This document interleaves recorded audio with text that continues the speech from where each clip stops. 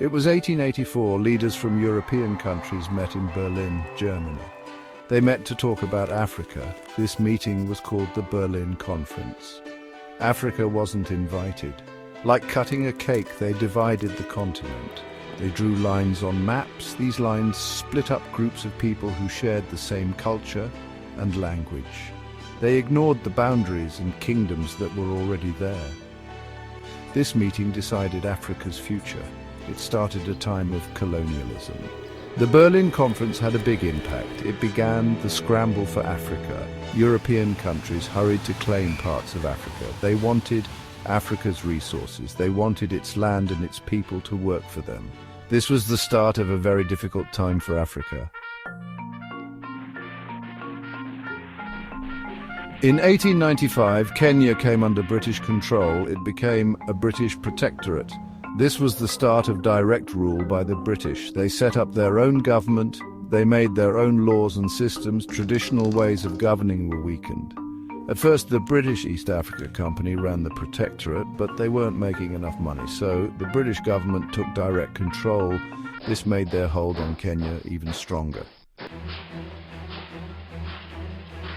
The Uganda Railway showed how ambitious the British were. It was built to connect Uganda's resources to the coast. Building started in 1896 and finished in 1901. The railway changed Kenya in big ways. It made it easier to move goods and people.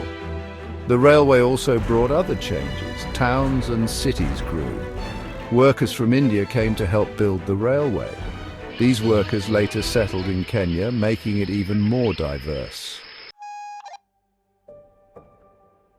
Land was the most important thing to the British. They really wanted Kenya's fertile land.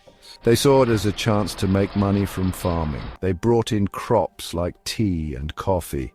These crops were grown on land taken from Africans. Taking the land away from Kenyans had terrible results. It forced people from their homes. Many Africans had to work on European farms. They became squatters on the land that used to belong to their families. This unfairness made people angry and ready to fight back. Early sparks of defiance resisting colonial encroachment. Kenyans resisted British rule right away in many different ways. Some communities fought with weapons, others resisted peacefully. The Nandi people, led by Koitalel Arap Samoei, fought hard against the British. The Nandi resistance lasted for over 10 years. It showed how determined Kenyans were to protect their land. Even though they were defeated in the end, the Nandi inspired others. They became a symbol of early resistance to colonial rule. A voice emerges, political awakening in the interwar years. The time between the two world wars saw more and more Kenyans becoming politically aware. They started to organize and talk about their problems. They formed groups to demand their rights. One such group was the Kikuyu Central Association, formed in 1922. The KCA fought for land rights, education, and the right to govern themselves. It represented the growing hopes of the Kenyan people. The British government tried to stop them, trying to silence anyone who disagreed with them. The Mau Mau Uprising, a fight for freedom and land. The Mau Mau Uprising was the biggest challenge to British rule in Kenya. It started in 1952 and lasted for 8 years. The Mau Mau fighters were mostly from the Kikuyu community. They wanted their stolen land back and they wanted independence. The Mau Mau used guerrilla tactics, attacking important buildings and symbols of British power. The British responded with violence. They declared a state of emergency. They put thousands of Kenyans in camps.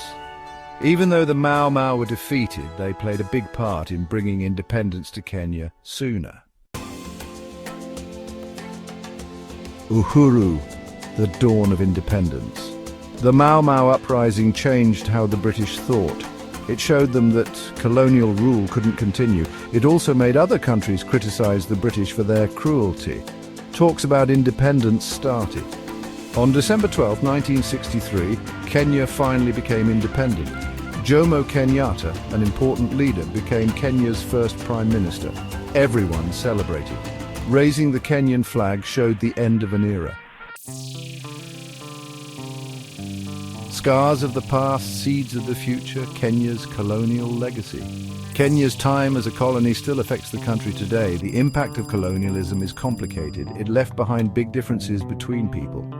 The issue of land ownership is still a problem. Even with these challenges, Kenya has made a lot of progress since independence. It's a leader in its region. It has a strong democracy and a growing economy. The strength and determination of the Kenyan people show their unbreakable spirit. Kenya's story shows how powerful the human spirit is in overcoming hard times.